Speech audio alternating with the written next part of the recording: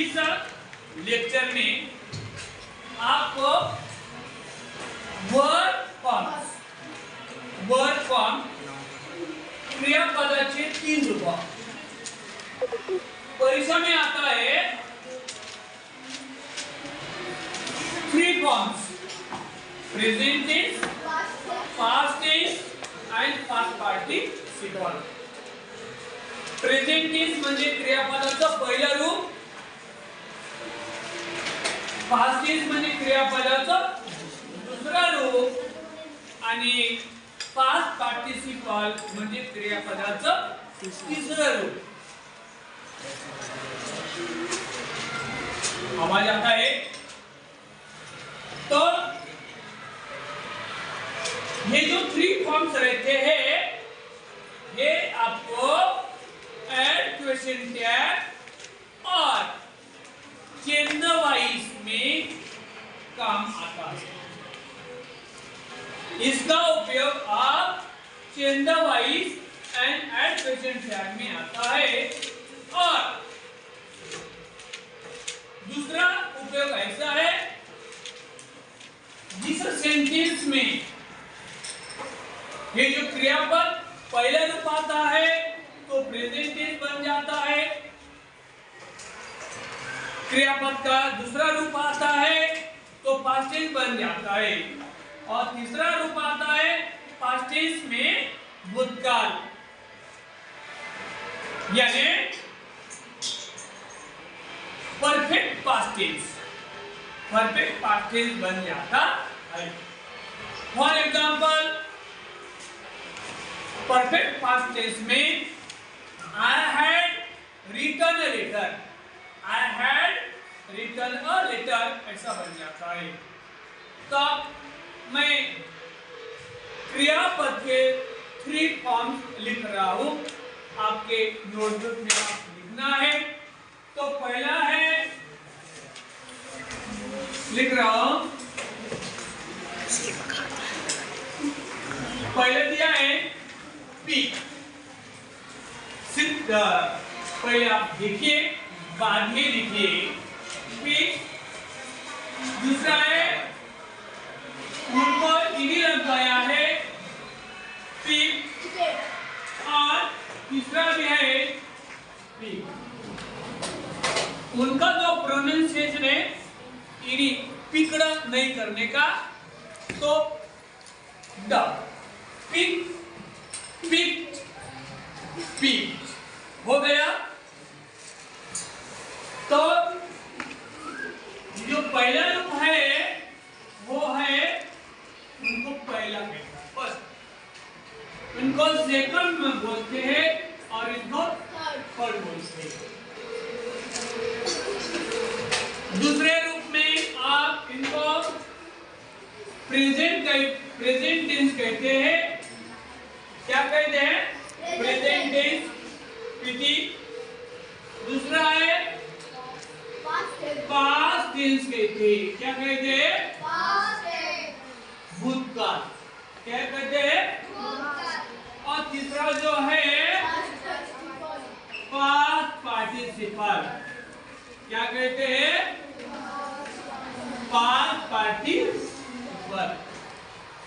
क्रियापद के धातु साधित नाम, क्रियापद के धातु साधित नाम यानी क्रियापद के थर्ड फॉर्म। कितना फॉर्म है? थर्ड। ये जो जब वाक्य में पहला फॉर्म आता है तो प्रेजेंट टेंस बन जाता है। जब ये जो पहला रूप आता है, फर्स्ट रूप आता है, तो वाक्य प्रेजेंट टेंस का बन जाता है। कैसा? मैं एग्जांपल लिख रहा हूं इसका। I pick a pen. I pick a pen. I pick a pen. मैंने पेन को उठाया। मैंने पेन को उठाया। तो आया है सब्जेक्ट। क्या है? सब्जेक्ट। सब्जेक्ट यानी कर्ता,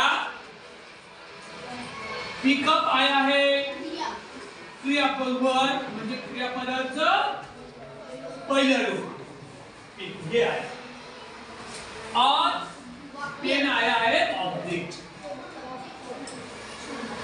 ये जरूरी शब्द है आपको,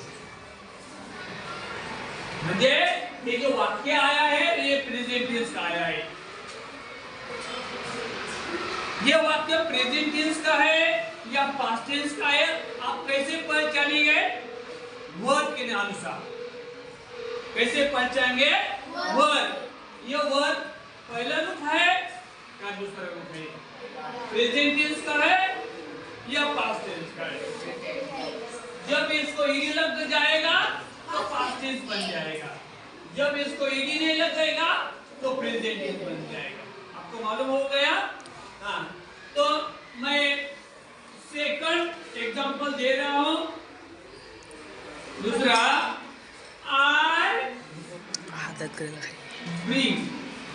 I bring a book।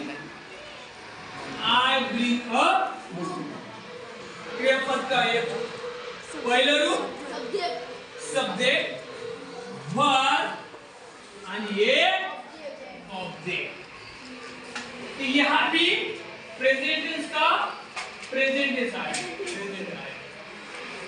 इनका 3 फॉर्म्स मालूम है? ब्रिंग का ब्रिंग, ब्रॉट आणि ब्रॉट।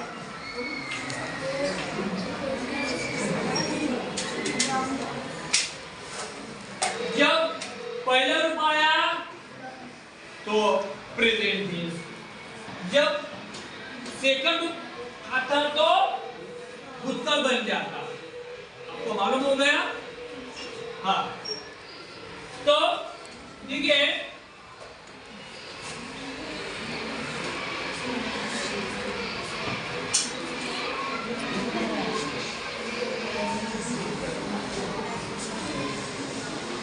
आप जो सेकंड रूप है पास्ट टेंस, कौन सा है? Past tense. ध्यान देना, पास्ट टेंस भूतकाल। आप ये जो वाक्य है ये भूतकाल का है, ये कैसे पहचानेंगे? जब उनका सेकंड रूप आएगा, सेकंड फॉर्म्स आएगा। कई वर्ड को ईडी लगता है तो कई वर्ड को ईडी नहीं लगता, इसलिए आपको वो ख्याल करना चाहिए। तो मैं पास्ट टेंस का, तो for example she took a letter, she took a letter. ठीक है, सब्जेक्ट आया, ये जो वर्ब है ये पास्ट टेंस में आया है। टुक ये जो वर्ब आया है ये पास्ट टेंस में आया है, म्हणजे वर्ब का सेकंड फॉर्म आया है। इसका 3 फॉर्म्स मालूम है आपको? ये वर्ब का take, to, take, to, take आया है प्रेजेंट टेंस म्हणजे क्रियापद का पहिला रूप, पास्ट टेंस आया है पास्ट टेंस सेकंड रूप, और ये आए वर्ब की। हो गया। हाँ, दूसरा ले सकते हैं,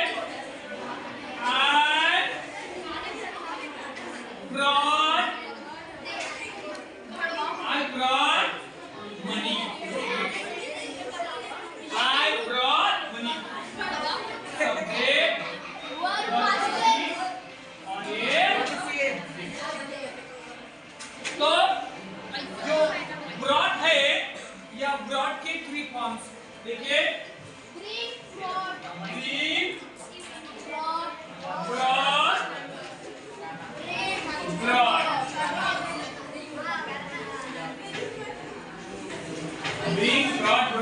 पहिलं, दुसरं प्रेजेंट टेंस, पास्ट टेंस और पास्ट पार्टिसिपल।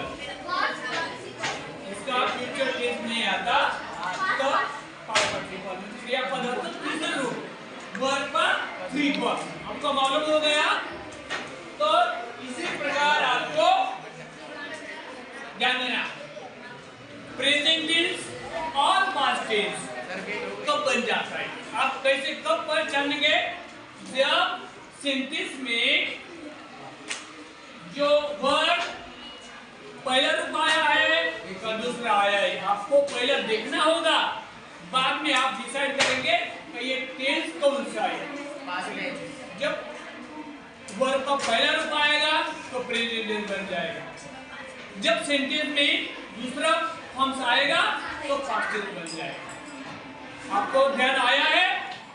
तो आप कल प्रेजेंट टेंस के 10 सेंटेंस में लिखकर लाना है और पास्ट टेंस के 10 सेंटेंस लिखकर लाना है। कोई प्रॉब्लम है तो मुझे बताइए। हाँ, लिखकर लाना है। ये पास्ट टेंस बन गया, ये पास्ट टेंस के 10